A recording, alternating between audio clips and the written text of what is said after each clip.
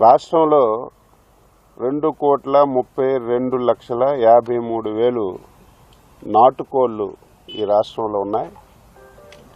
Layers boilers కలిసి 8,46,09,000 boilers layers కలిసి ఉన్నట్టుగా మాకు రిపోర్ట్ ఉంది. అంటే దాదాపుగా ఈ రాష్ట్రంలో 10,78,63,152 కోళ్లు ఉన్నాయి. మనకి రాష్ట్ర ప్రభుత్వం ఉన్న దగ్గర సమాచారం ప్రకారం ఈ మధ్యకాలంలో ఏలూరు జిల్లా బాదంపూడిలో 2.2 లక్షల కోళ్లు చనిపోయినట్టుగా మాకు సమాచారం వచ్చింది. అదేవిధంగా వెస్ట్ గోదావరి జిల్లా వేల్పూర్లో 2.5 లక్షల కోళ్లు చనిపోయినట్టుగా సమాచారం వచ్చింది.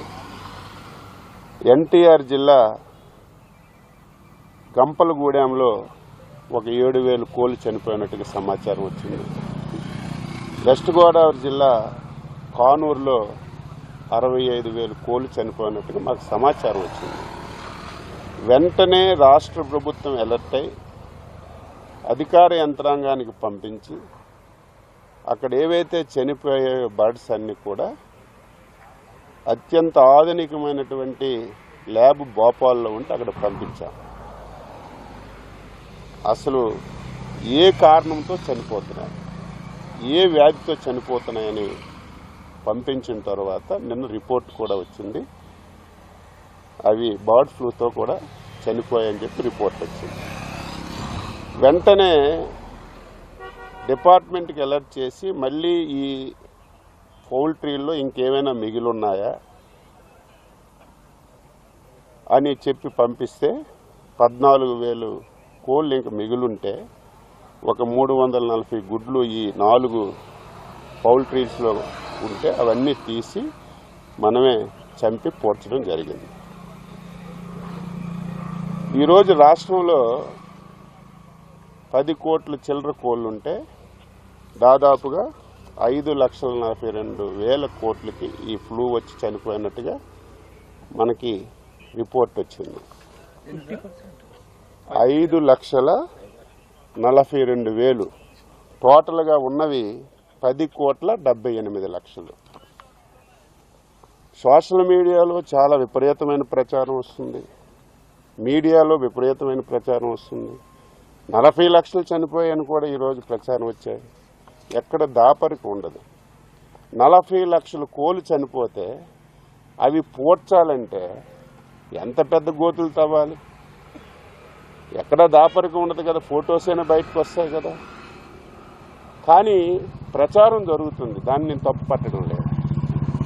ఇదేంటంటే ఎప్పుడు కూడా తక్కువ టెంపరేచర్ ఉండేటప్పుడు ఇది వచ్చినటువంటి పరిస్థితులు ఎక్కడ ఉంటాయి.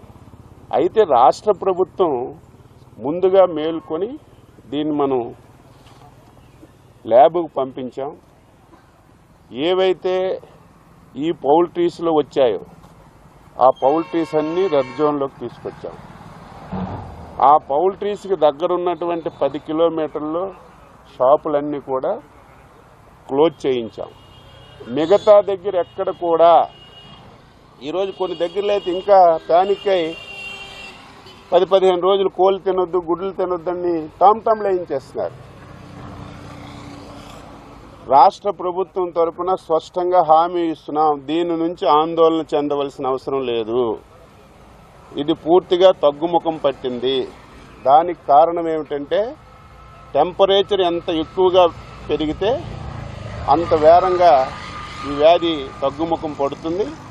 ఈ మధ్యకాలంలో మీరు చూశారు, టెంపరేచర్ కూడా విపరీతంగా పెరిగింది. ఇదేదో డైరెక్ట్గా కోడి మాంసం తినరు, డైరెక్ట్గా గుడ్లు తినరు. ఇది ఒకవేళ ఎక్కడైనా చిన్నది ఉంటే 70 డిగ్రీల సెంటీగ్రేడ్ వరకు ఈ వ్యాధి బతుకుంటుంది. 70 డిగ్రీలు దాటిన తర్వాత ఇది ఆటోమేటిక్గా చనిపోతుంది. ఈవేళ కోడిగుడ్డు ఉడకబెట్టినా సరే 70 డిగ్రీల కంటే ఎక్కువ వేడి దగ్గరే ఉడుకుతుంది. ఈవేళ కోడి మాంసం ఉడికినా 100 డిగ్రీల కంటే ఎక్కువ ఉడుకుతుంది. ఎక్కడ కూడా ఎవరు ఆందోళన చెందవలసిన అవసరం లేదు. ప్రభుత్వం ఇప్పటికే అప్రమత్తమైంది. ఇది కూడా ఎందుకు వచ్చిందని చెప్పి మేము డీటెయిల్గా దీని మీద ఎంక్వైరీ చేస్తే ఈ పౌల్ట్రీ వాళ్ళు సరిగా శానిటేషన్ చేయకపోవడం వల్ల, సరైనటువంటి నియమ నిబంధనలు పాటించకపోవడం వల్ల ఈ 4-5 ప్రాంతాల్లోనే వచ్చింది. ఇది బాగా తగ్గుముఖం పట్టింది. అయితే సోషల్ మీడియాలో విపరీతం రావడం వల్ల చాలామంది ఆందోళన చెందుతున్నారు. ఎవరు ఆందోళన చెందవలసిన అవసరం లేదు. దీనివల్ల ఎటువంటి ఇబ్బంది ఉండదని చెప్పి నేను స్పష్టంగా తెలియజేస్తున్నాను.